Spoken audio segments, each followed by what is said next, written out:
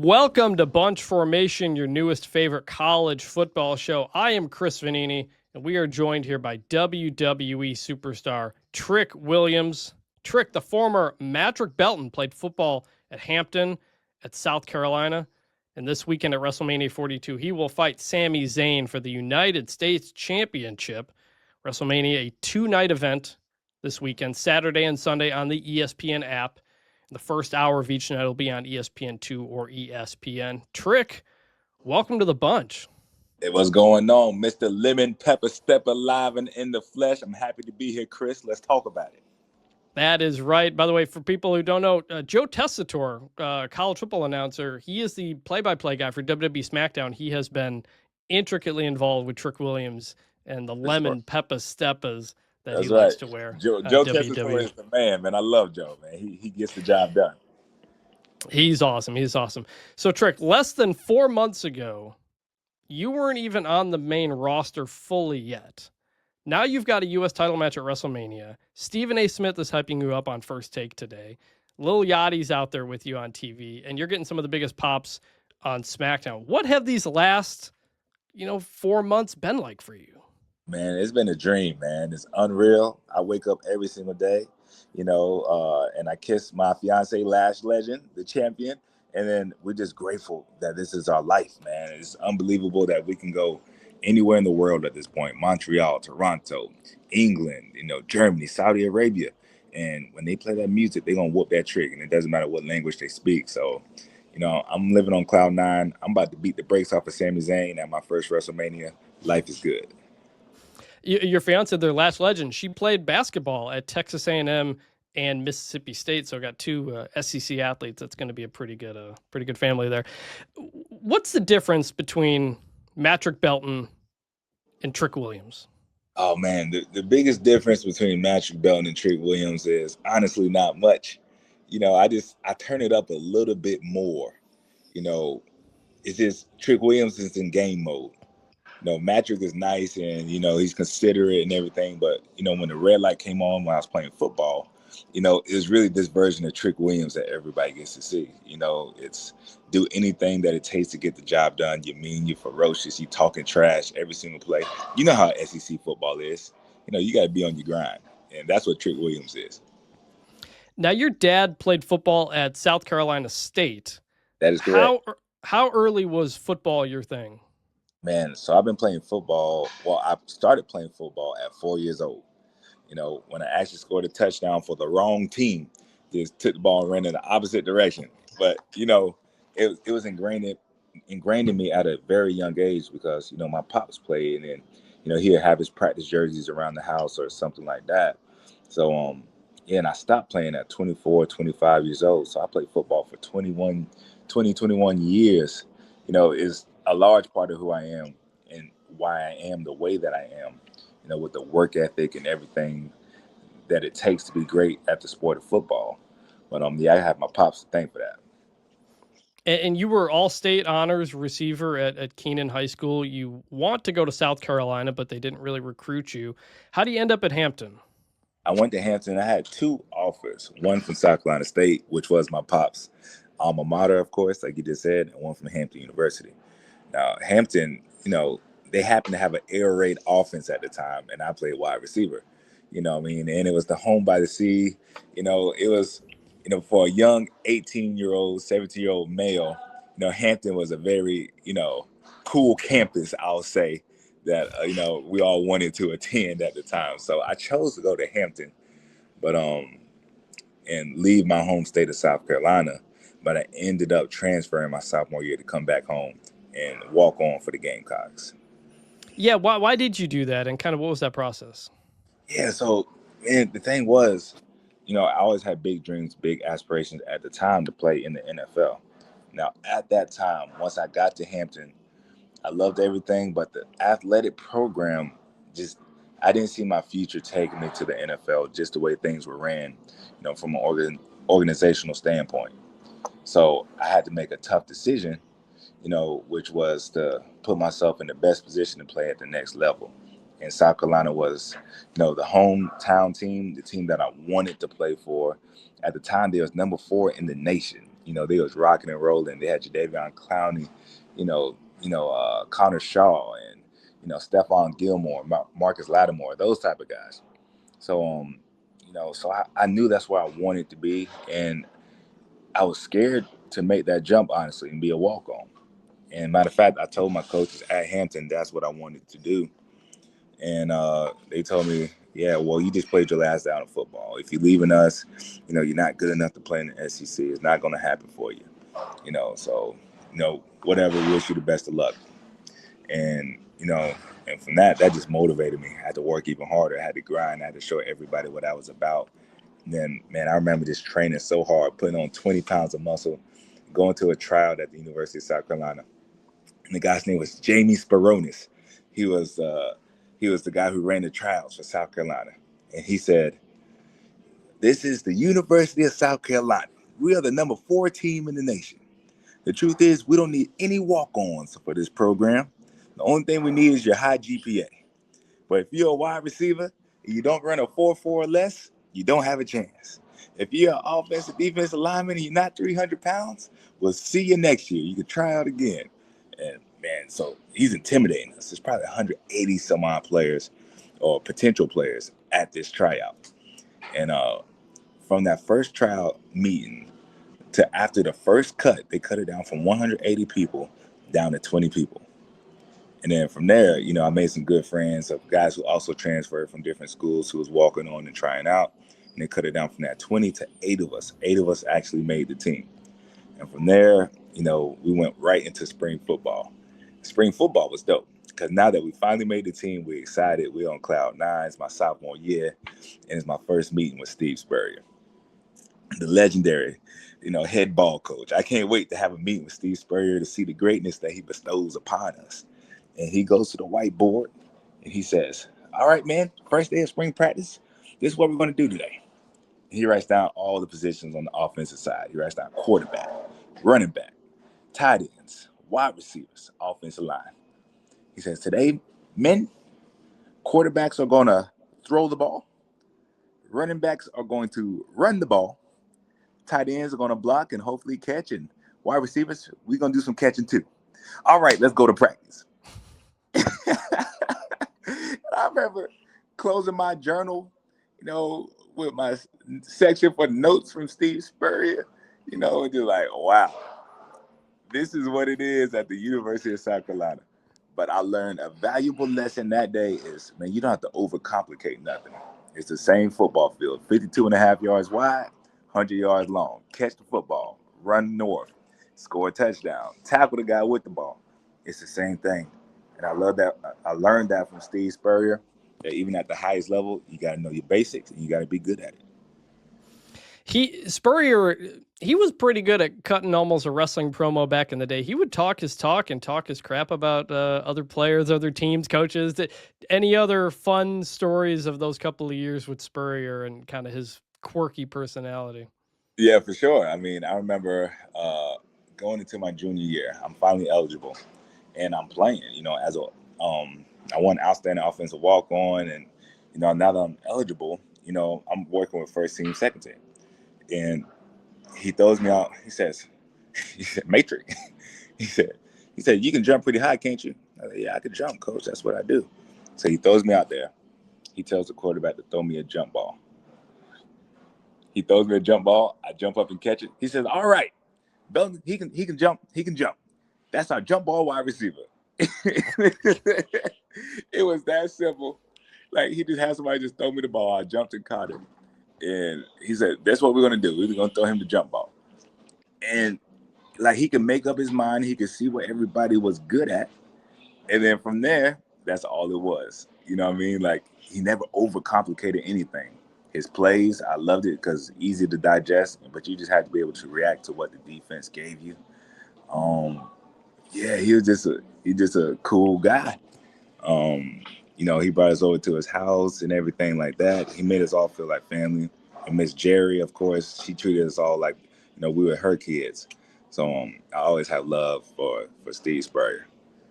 You spent three seasons there at South Carolina. You had to sit out the first year because you transferred. A couple highlights out there: the flea flicker catch against Tennessee. What do you think back when you see those highlights of your time at South Carolina? Man, I just remember. I remember, training and wanting to prove myself so bad. My first catch against Georgia. Um, it's probably second, third quarter, but we're down by 21. And I made a very emphatic first down signal as the team is down by 21. Trick Williams is still out there talking trash. But at that moment, I said, man, this transfer, just taking this leap of faith was worth it. You know what I mean? Because I said I was going to get on this field and I was going to make plays. And that was my first opportunity to do so. So, man, I just remember dreaming about the day that I was going to be able to play for the University of South Carolina. Walking on, like I said, 180, 200 some odd people, making the team, work my way up to a starter, and then being able to play, live out the dream that I set out for myself. So every time I see it, man, I get goosebumps. Even though my football career didn't end up exactly the way I wanted it as far as, Hall of Fame career and, Super Bowl champion and all that type of stuff. Man, it was my goal to go play and to make a difference. And even today, just by learning to take those leaps of faith, it set up everything else for the rest of my life, because I did the same thing when I transitioned to wrestling. It started off as a dream. I can look and see myself cutting these promos, talking trash, looking cool. Everything that I'm doing now, I had to see it first. And I think I learned that skill from, that transition, that walking on to the University of South Carolina. So you get a couple NFL tryouts. It doesn't fully work out. You play in the spring league in 2018. Football's you're not sure what's going through your mind at that time, realizing like it may be the time after 20 years of no longer playing football. After 20 years, no longer playing football. I played my last down at South Carolina. I did the pro day. Nothing happened. I'm trying to figure out, okay, shoot, what we're going to do. I got an internship at this school called Airport High School. It's in Columbia, South Carolina. And I was a physical education major, so I happened to work at this school doing an internship. So since I didn't get picked up by an NFL team, I just told them, like, yeah, I'll coach here. They wanted me to, join the coaching staff. So I started coaching at Airport High School. The mascot was the Eagles. And I'm literally coaching these kids with my cleats on every single day. Like, I'm showing the kids, like, bah, bah, bah, that's how you get in that route, outside that route, boom, boom, boom. And getting really good, because when you start coaching it, then you really start to develop another aspect of the game. And I remember around Airport High School, they had an alumni by the name of Deuce Staley. And Deuce Staley was a man. He played running back at Airport. He played running back, at the South Carolina Gamecocks. And then he also played for the Philadelphia Eagles. It's a wild story, but we got time. I had a dream. I lie to you not. It's that simple. I had a dream that I was going to play for the Philadelphia Eagles. I woke up on cloud nine and I told my mama, I said, Mom, I'm going to play for the Philadelphia Eagles. She said, okay. So as I'm training, I go to the weight room at the University of South Carolina, going to meet one of my buddies. My buddy doesn't show, but Alshon Jeffrey shows up at the weight room. Another Gamecock alumni, who was doing his thing. And at the time, he had just signed his contract for the Philadelphia Eagles. So I meet him, and his family and my family is from the same place, St. Matthews, South Carolina. He was actually good friends with my cousin who played point guard, and they broke records. Long story short. So I see Alshon, I'm like, yo, man, what's going on? Man, I'm training. I just did my pro day. Nothing's happening. But, man, I would love to work out with you, learn something. So Alshon says, no problem. I'm working out with Alshon for a couple weeks. We're supposed to meet, a week later, 2 weeks later. I'm supposed to meet Alshon in the weight room. He shows up late. Deuce Staley shows up in the weight room. I'm like, okay, this is wild. You know what I mean? And the only reason I really knew who Deuce Staley was, by the face, was because he went to Airport High School and everything like that. So they got his pictures, all in the room, in the coach's room and everything like that. So I see Deuce Staley and I say, yo, Deuce, nice to meet you. I'm coaching at Airport High School. He said, really? I was like, yeah, man. He said, well, let me bring you. He said, walk with me to my car. I want to draw some plays for Coach Burnett. I said, okay. So he started drawing these plays like, Coach, I ain't even gonna lie to you, man. This sounds great and everything, but I don't want to coach. I want to play football. He said, you serious? I said, I'm dead serious. So he said, I'll tell you what, send me your film. I'm sending it to all the scouts here with the Philadelphia Eagles. I can't promise anything, but we'll see what happens. I said, okay, no problem. So I'm sending my film to him, and this is the year that the Philadelphia Eagles win the Super Bowl. So he gave me his number, and I'm texting him, and, great game, coach. Y'all killing it, everything, blah, blah, this, blah, blah, that. I go to the NFL Spring League. I would get some good film from the NFL Spring League, and I'm still training. I'm working out, getting in the top shape of my life. I do another pro day. I get better numbers at the second pro day. And then I send my film to every single NFL team. I had a friend by the name of David Olson. He got a spreadsheet. So with every NFL team, there's a pretty much a formula of the emails of all the coaches. So if it's the Ravens, it might be john.smith@ravens@NFL. And then if it's the Chiefs, it might be smith.john@Chiefs. You know what I mean? So all I had to do was look up every single coach's name, wide receiver coach, quarterback coach, offensive coordinator, tight end coach, for every single NFL team. And I emailed them. All my film, told them who I was, my, NFL Spring League film. I sent it to all 32 teams, and just like the dream I had, I'm like, man, a couple teams got back to me, but the Philadelphia Eagles didn't reach out to me. I'm like, dang, what's going on? My mom said, did you talk to Deuce Staley? I said, no, I didn't talk to him. I don't want to bother him. Like, I've been talking to him all season. She said, hit up Deuce Staley and send him your film for the Spring League. I send Deuce Staley my film again. And then he calls me 2 weeks later. He says, Madrick, have you ever been to NFL camp? I said, no, I haven't been to camp. He said, congratulations. We are bringing you to the Philadelphia Eagles rookie minicamp. Whoa, this is crazy. Like I said, walked on to the University of South Carolina, worked my way up to being a starter, did all of this, did a pro day, nothing happened. Steve Spurrier left us my senior year. We didn't even talk about that. Muschamp came in. We did all these different things. No agent. Found myself in the rookie minicamp for the Philadelphia Eagles. I get to camp. I lie you not, Chris, I'm balling. The ball doesn't touch the ground if it's thrown in my vicinity. And everybody's like, man, this is the draft picks. I was the same year as Jordan Mailata, Dallas Goedert, all of those guys. And I just know if this doesn't pan out, if I don't make this team for the Philadelphia Eagles, then it's not meant to be. And surely enough, the last day of camp, they said, they asked for the iPad. I said, okay. And I'm not going to lie, one tear rolled down my face. This is 21 years of football, dreaming. I'm starting to feel it like this might be it. I didn't know what was next for me. I didn't know what that meant. I was kind of confused. So I go back to the school system. I'm substitute teaching and coaching kids still. But I know, like, man, I know I've worked too hard, been through too much for my life to just, be cut off like this. And it wasn't about, I enjoyed working with the kids and I felt like I was making a difference, but I felt like there's something else I was supposed to be doing. So I finally signed with an agent and said, hey, maybe we can get to camp. Maybe we can get to a different team, something like that. And the other teams was calling. Dang, what are we going to do? He said, we're going to get you with the XFL. Long story short, the XFL might have had some connections with WWE. Right. And the next day, WWE reaches out to me and said, hey, are you interested in coming in for a tryout? Man, I don't know. I never thought about wearing the tights and everything like that. I was a fan back in the Attitude Era.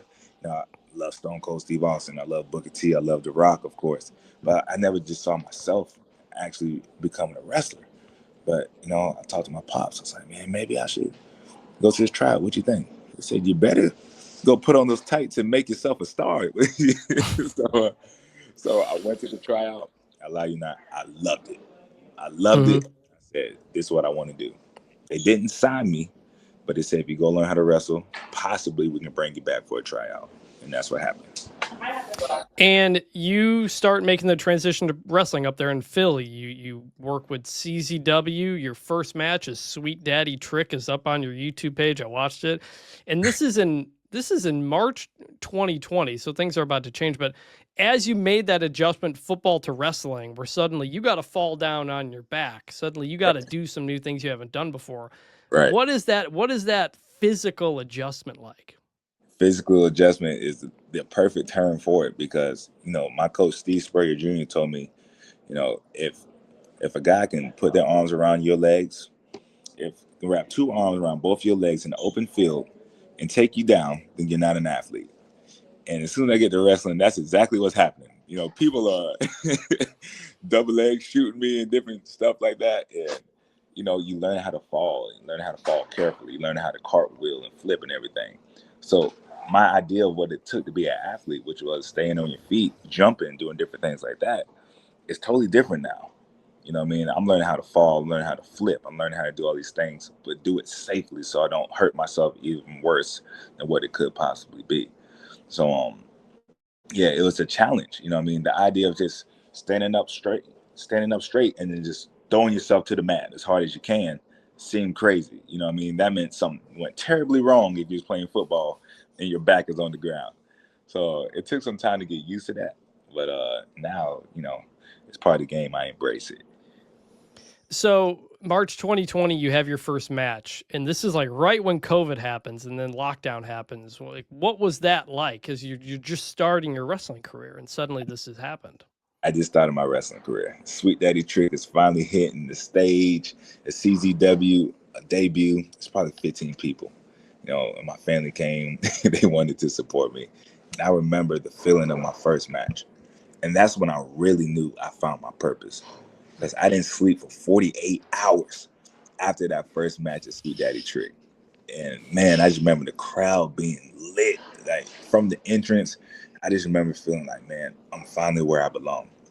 And if you look at the canvas, it was nasty, it was bloody, it was, there's 15 people there.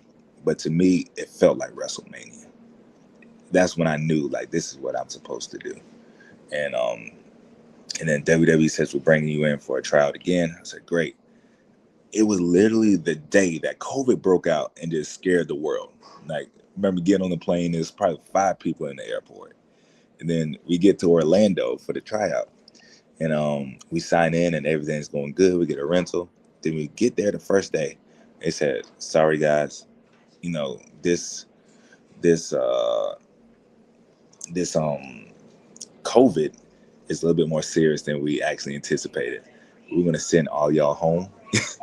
And hopefully we bring y'all back soon. I'm like, come on, man. This is my opportunity. I've been waiting for a year and some change and decided I was going to commit to this wrestling thing. So they sent us home, and I didn't really know what that meant, honestly, and what we was going to do from there. But from there, I moved to LA during COVID. I know, terrible idea. I went to Knox Pro, and I trained with Rikishi and Black Pearl and everything like that. So, and that's how that went. So I know if you're moving, I know there was some noise being made there, but so you go out to LA and you're training and working to become a wrestler. What's going through your mind at your time? Are you working other side jobs and stuff like that to kind of make ends meet and keep this dream going? Yeah, man, I was working side jobs. I was living on the West Coast, which is a 3-hour time difference. So I'm doing online teaching because it's COVID for a school in South Carolina. So every day I'm waking up at 4 o'clock, for school over there at 7 something. So I'm doing that every single day, and I'm teaching physical education online. I'm doing DoorDash, in LA, one of the busiest places ever. So I'm doing DoorDash there. I'm doing music videos, and I'm doing, anything I can to make ends meet. Because when I signed my lease over there in California, I thought I had a job, but COVID, shut down the fitness industry. So I'm doing anything, music videos, online teaching, side hustles, whatever it takes to just make my rent every single month and to pay for training at Knox Pro. And that was probably some of the most humble times I've ever had. And that's when I actually did the show All American. It was a football show. It was on Netflix and it's on CW now. And Yeah. it's a moment because I was able to come back and work that show.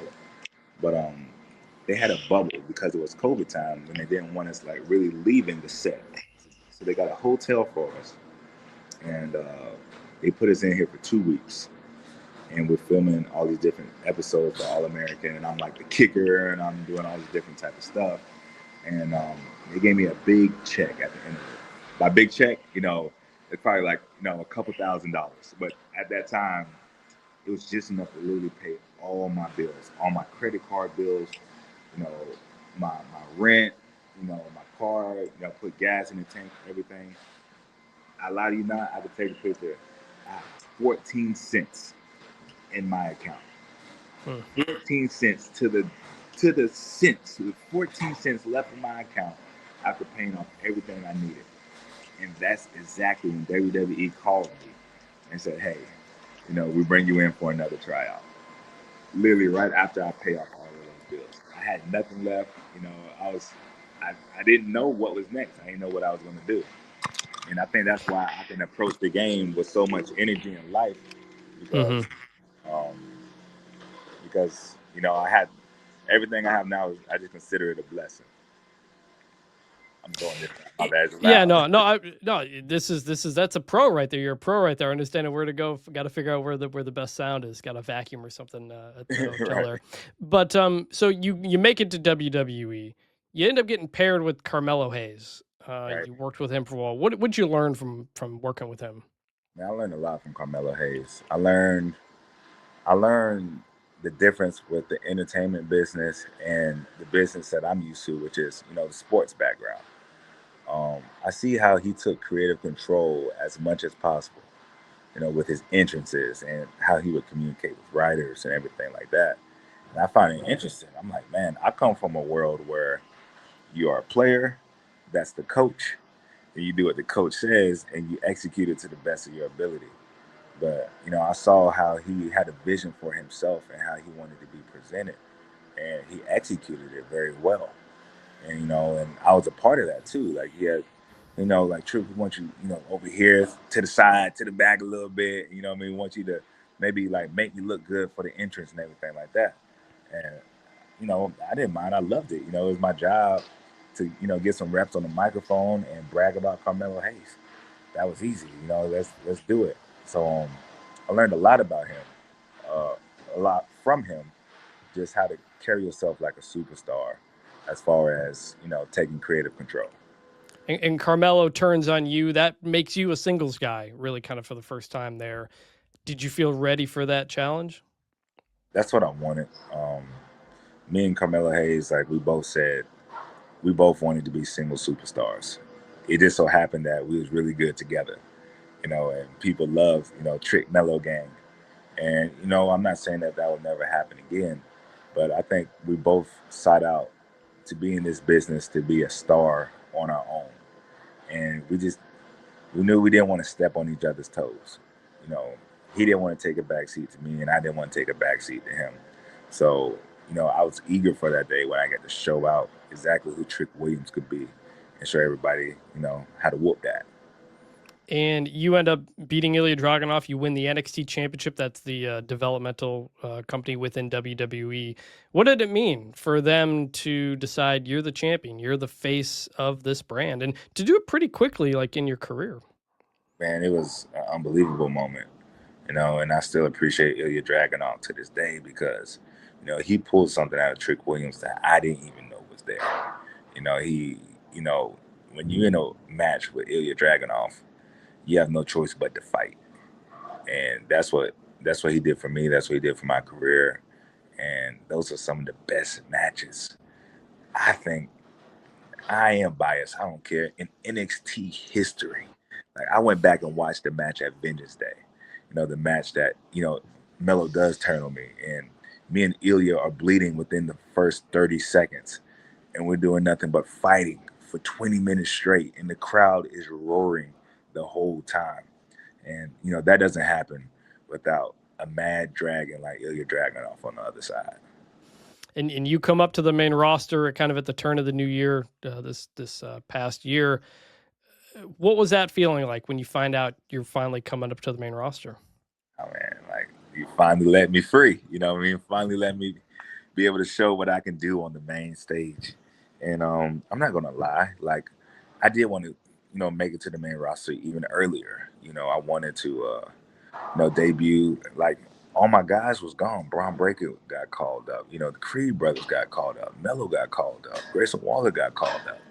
I'm like, man, okay, I'm here, but I'm the NXT champion, and that's great. I won the NXT championship again. Again, that was awesome. And after that, I'm like, man, I'm just kind of here.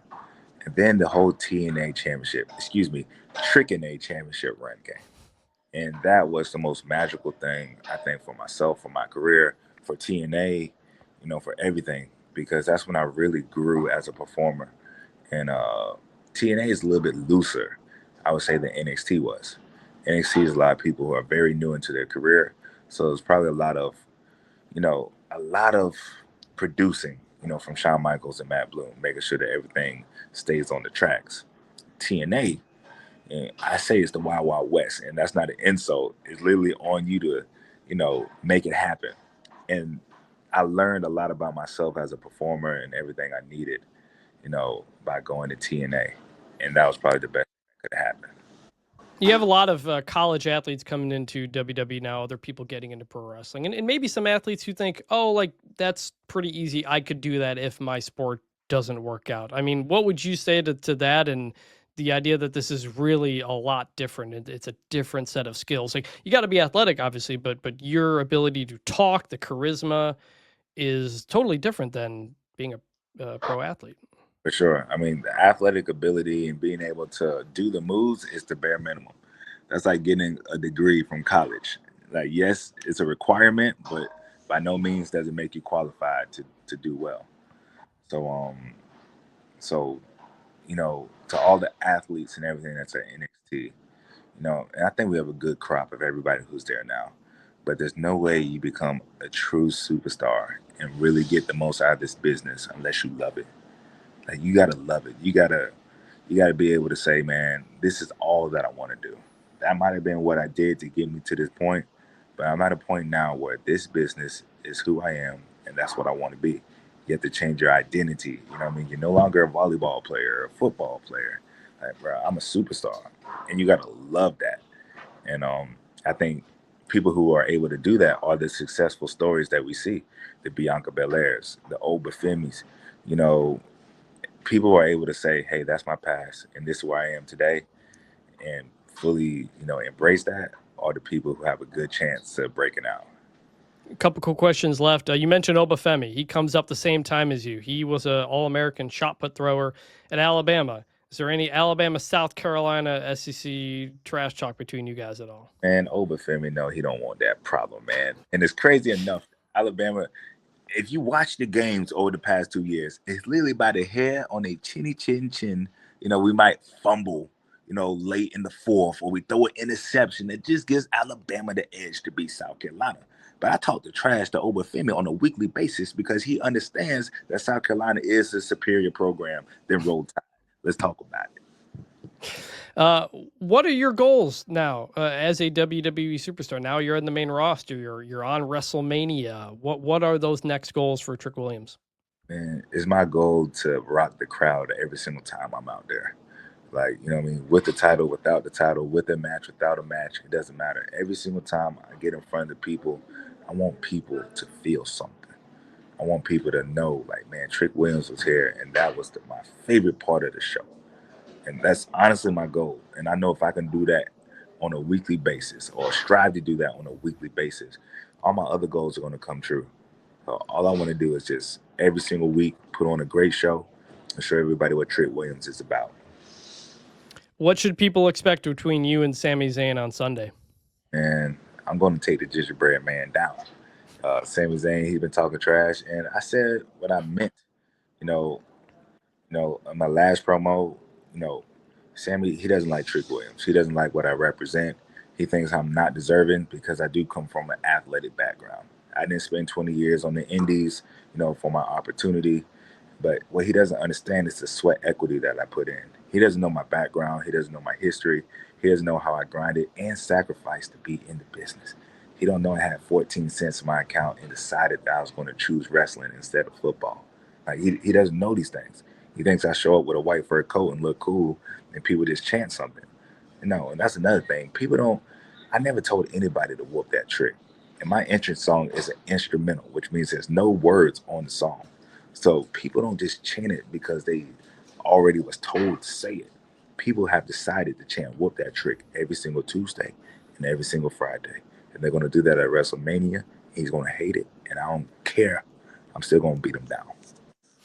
And we always end this show with a segment we call Remember Some Guys, where we just name a former college football player who we remember from our childhood or anybody we used to like. I'm going to go with Dylan Thompson, former South Carolina quarterback, your teammate. He now works for the Commanders as the senior director of team support and advancement. But Dylan Thompson, really fun quarterback at South Carolina. I remember watching him. You saw him up close. Any college football player comes to mind that you looked up to growing up? Man, well, I'm gonna say something quick about Dylan Thompson. Sure. When I walked on to the University of South Carolina, and walk on, it has a connotation on it, like you're a hard worker, whatever the case may be, but there's a chip on your shoulder when you're a walk on. And it's almost a sense of, for me, and I hate to say it like this, but I almost felt like I had to prove that I belonged every single day when I was a walk on at the University of South Carolina. And I remember Dylan Thompson, and I would work out, put in extra work all the time, and just run routes. And Dylan Thompson was the starting quarterback, and I would come run routes for him. And I remember him writing me a handwritten note. I mean, like, "Hey, Matrick, thank you for all the extra time and work that you put in, man. It's greatly appreciated. You know what I mean? I hope that you have great things stored in your future." And I kept the note for a long time. I'm not sure where it was. But I remember finally feeling somewhat of accepted from the starting quarterback. You know what I mean? Because there's a connotation as a walk-on that you don't belong. But he was the guy to reach out and actually, treat me like family at a time when I was very young, very impressionable, and didn't have much. He had no reason to do that. You know what I mean? I wasn't, the featured guy at the time. I was able to work my way up. But I've always had the utmost respect for Dylan Thompson for doing that. And I haven't seen him since. I haven't seen him since he left and went to the NFL. But hopefully he sees this or hears this, because Dylan Thompson is the man. But That's great. If we talk about football players that I remember or I want to bring up, I got to go with Terrell Pryor. Terrell Pryor, rocking number 2 at Ohio State, making assistant wide receiver with the Cleveland Browns. Man, I always thought Terrell Pryor was dope. I thought he was a really good player. He absolutely was. Trick, thank you for joining the show. Good luck this weekend at WrestleMania and the rest of your WWE career. Good to talk to you.